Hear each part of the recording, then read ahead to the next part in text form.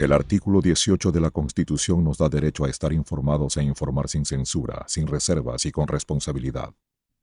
La investigación periodística nos permite encontrar evidencias para sacar a la luz verdades ocultas.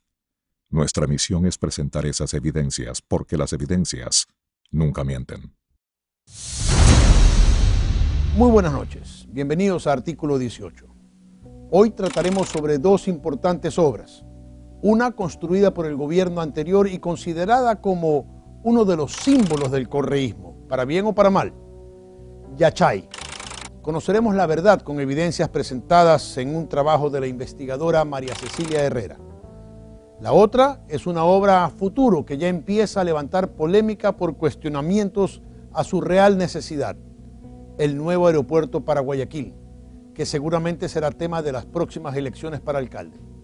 Una investigación de Lucero Llanos nos presentará todos los elementos para que ustedes saquen sus conclusiones. Aquí empezamos. Recopilar información sobre el proyecto Yachay no es tarea fácil. Hasta hace 6 meses era casi imposible obtener documentación que no fuera proporcionada únicamente por los promotores y partidarios del proyecto. Luego del cambio de gobierno, las cosas se volvieron menos complicadas y una acuciosa abogada de derechos humanos se tomó el tiempo para recopilar evidencias que le permitieran tener una visión clara sobre la denominada ciudad del conocimiento. María Cecilia Herrera es abogada con un posgrado en especialización de Derecho Penal Internacional y Derechos Humanos. Ha trabajado para ACNUR, la Agencia de las Naciones Unidas para Refugiados, y es columnista del medio digital jekyllcity.com. Es aquí donde publicó sus investigaciones sobre Yachay, que hoy la complementa y presenta para ustedes en Artículo 18. Buenas noches, María Cecilia. Buenas noches. Durante 2 meses busqué y recopilé información. Entrevisté a alumnos, profesores y funcionarios y analicé instituciones similares en otras partes del mundo. A continuación les presento los resultados de mi investigación. Según un estudiante de geología de la primera promoción de la Universidad Yachay Tech, en la universidad hay unas máquinas para extraer el aire de las reacciones químicas que no pueden ser encendidas, pues si se lo hiciese, todo el campus podría quedarse sin energía. El estudiante no quiso ser nombrado por temor a represalias, pero Paola Ayala, ex decana de la Facultad de Física, dice que en el pequeño pueblo andino de Urcuquí, donde está Yachay, la corriente eléctrica es muy débil, lo que limita el uso de los 4 laboratorios de docencia que hay en la universidad. Todo esto sucede en el proyecto de educación superior más ambicioso que ha tenido el Ecuador en su historia. El ambicioso proyecto era, además, un monstruo de 2 cabezas, una muy grande llamada empresa pública, mejor conocida como Yachay EP, que estaba encargada de la creación de la infraestructura de la ciudad del conocimiento, y otra más pequeña llamada Yachay Tech, que era la universidad.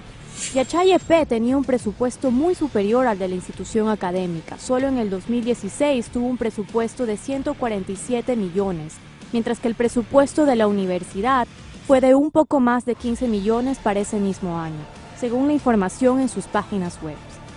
La diferencia entre Yachay EP y Yachay Tech nunca estuvo muy clara para la opinión pública.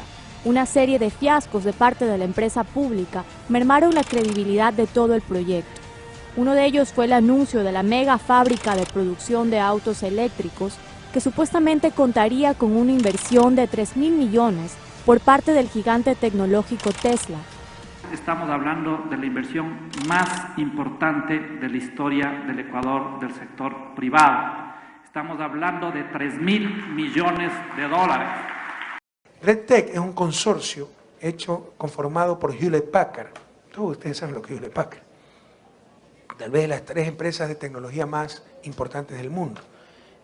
Y con Tesla, una firma japonesa que es líder en producción de carros eléctricos. Todo eso es lo que se firmó el día de ayer de mañana en Yachay. Pero que luego fue desmentida por un vocero de dicha empresa. Pero Yachay era la materialización de uno de los principales sueños de la Revolución Ciudadana, la transformación de la matriz productiva.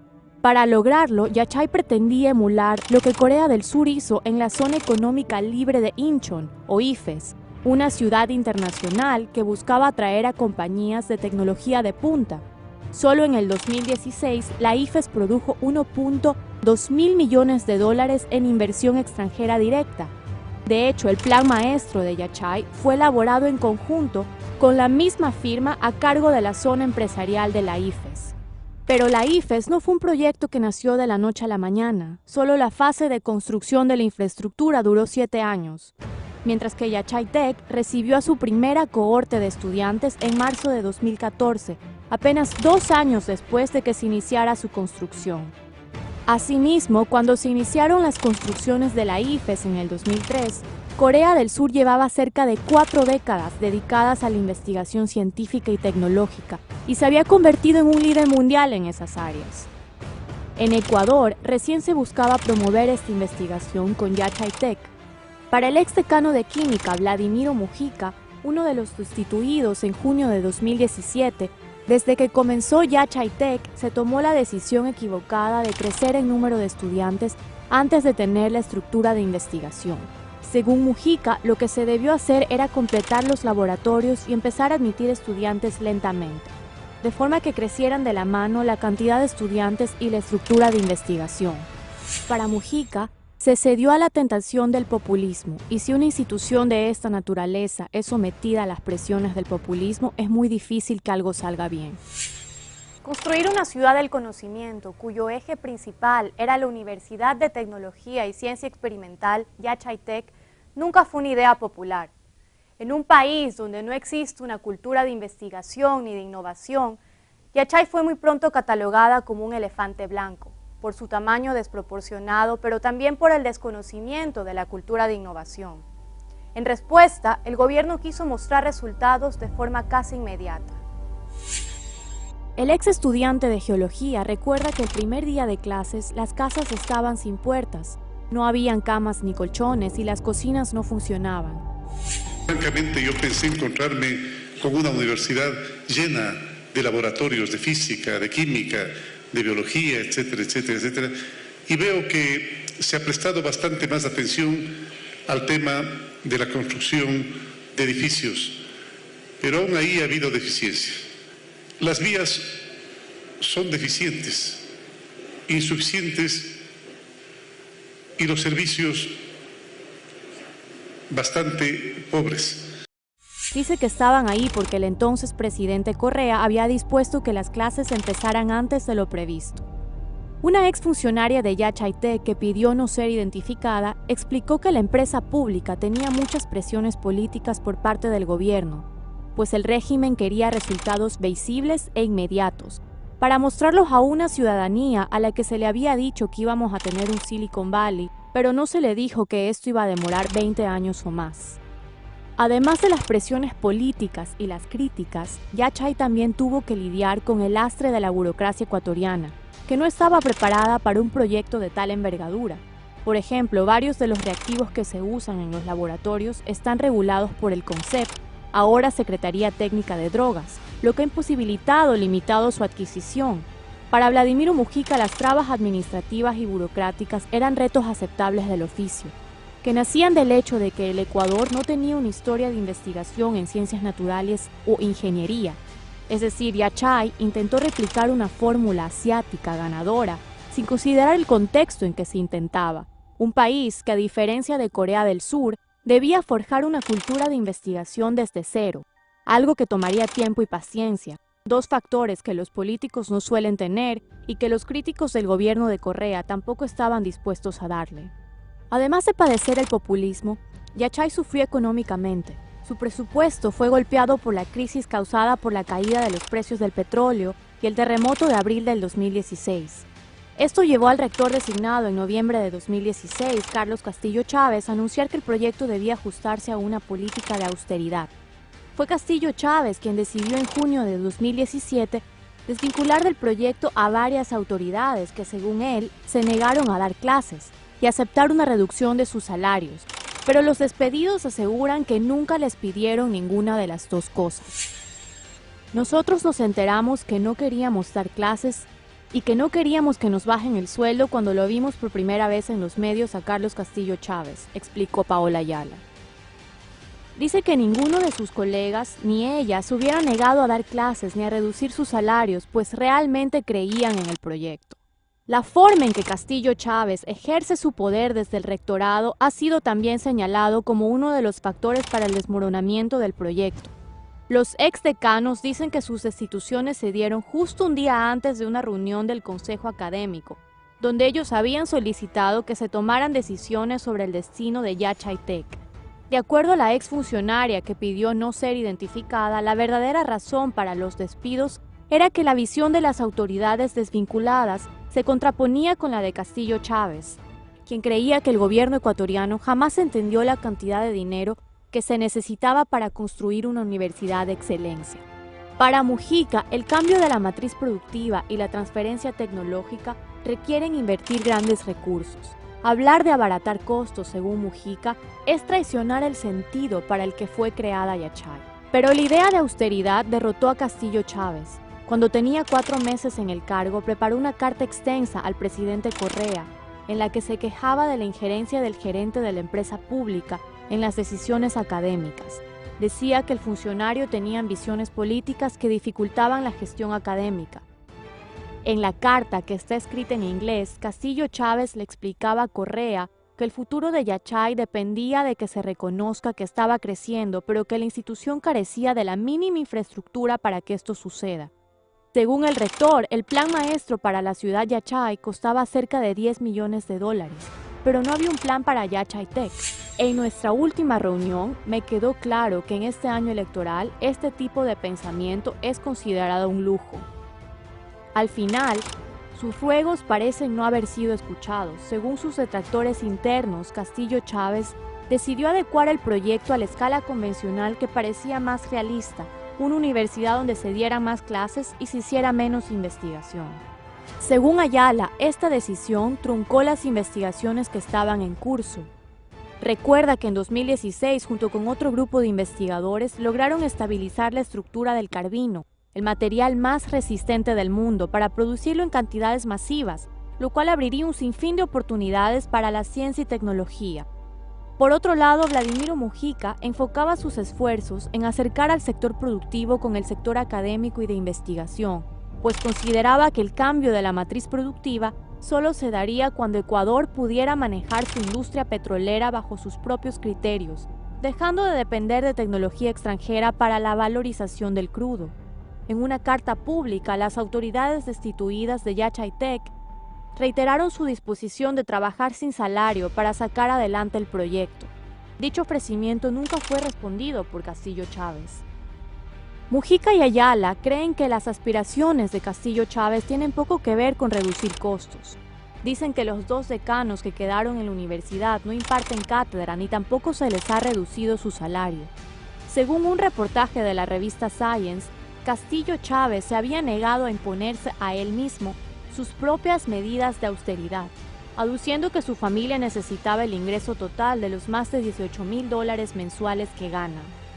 Mujica cree que el plan de Castillo Chávez es utilizar a la universidad para avanzar sus propias agendas investigativas. Castillo Chávez, quien mantiene una posición a medio tiempo en la Universidad Estatal de Arizona, es un reconocido matemático especializado en biomodelos para temas de salud pública. Mujica dice que su foco de investigación influyó también en los despidos de junio. Castillo Chávez mantuvo a los decanos de biología y matemáticas, pero removió a los que tenían que ver con la industria petrolera, energías alternativas, física, nanotecnología y geología. El club de violín de Carlos Castillo Chávez se manejaría con una severidad vertical poco habitual en la ciencia y la academia. Según Ayala y Mujica, en la universidad impera la regla del silencio y la intimidación. Una funcionaria administrativa recientemente destituida dice que en Yachay Tech se ha sembrado el miedo, pues se está viendo mucho que la gente que habla se va. Incluso los funcionarios ya desvinculados de la universidad temen que se tomen acciones legales en su contra. Toman como precedente lo sucedido con el primer rector y primer disidente del proyecto, el español Fernando Albericio, a quien se le revocó su visa luego de 2 días de su destitución. Algo similar sucedió con Paul Baker, a quien el rector amenazó con una posible revocatoria de su visa en caso de interferir con el proyecto. Para Ismael Casado, ex docente de geología, este ambiente es consecuencia del carácter dictatorial del rector Castillo Chávez. Es una persona un poco tiránica, en el sentido de que su opinión tiene que prevalecer sobre la del resto y está destrozando muchísimos proyectos solo porque no los lleva a él. Relegados en este ir y venir de intrigas y acusaciones más propias de una corte medieval que de una universidad del siglo XXI están los estudiantes. Jóvenes que pusieron sus esperanzas y sueños en un proyecto que los entusiasmaba genuinamente. A pesar de los problemas y trabas que ha tenido el proyecto, un grupo de estudiantes fue premiado en el Reino Unido en el 2016 por idear un filtro de agua a base de semillas de la planta de moringa. Los miembros del equipo Iyaiku lograron el primer lugar en emprendimiento social por parte de la incubadora de emprendimientos Z-Squared de la Universidad de Bath. Emilia Luzuriaga, una de las 6 integrantes de Iyaiku, explica que actualmente desarrollan la base científica del proyecto con fondos entregados por Yachay Tech y con el apoyo de docentes de la universidad. En medio de las presiones populistas, de las rencillas entre viejos y nuevos funcionarios y de la burocracia asfixiante, los estudiantes demuestran que en un proyecto bien estructurado, una universidad de innovación no es una locura. El presidente Lenín Moreno ha dicho que se rescatará la idea original de Yachay y se solucionarán los problemas financieros y administrativos. Vamos a hacer de Yachay aquello que fue el sueño. Pero en la parte física, ¿qué es lo que podemos hacer nosotros? En la parte del amor al conocimiento, eso ya les toca a ustedes. Sin embargo, el prestigio internacional del proyecto está gravemente herido y tomará mucho tiempo y recursos reconstruirlo. Pero si el fracaso de Yachay ha pasado un punto de no retorno, eso no significa que no se pueda volver a intentar. Después de todo, esa es una premisa básica de la ciencia y la innovación. Aprender de los errores, corregir y seguir intentando hasta lograrlo. Si sigue ese camino, Yachay, o su versión futura, corregida y aumentada, será sin duda ese proyecto que cambie la historia del país y el destino de millones de ecuatorianos. Pero para ello se necesitará menos populismo y más paciencia, humildad y trabajo duro. Que los errores cometidos en Yachay sirvan para no volverlos a cometer. Hay que mantener la idea original de crear una gran ciudad del conocimiento en Ecuador, pero cambiar el criterio con que ésta ha querido construirse. Si no se cambia la visión, los errores volverán a cometerse. Agradezco la presencia de María Cecilia Herrera por su valiosísima colaboración. Muchas gracias por la invitación. Buenas noches. Aquí hacemos una pausa y regresamos enseguida con la segunda parte de Artículo 18.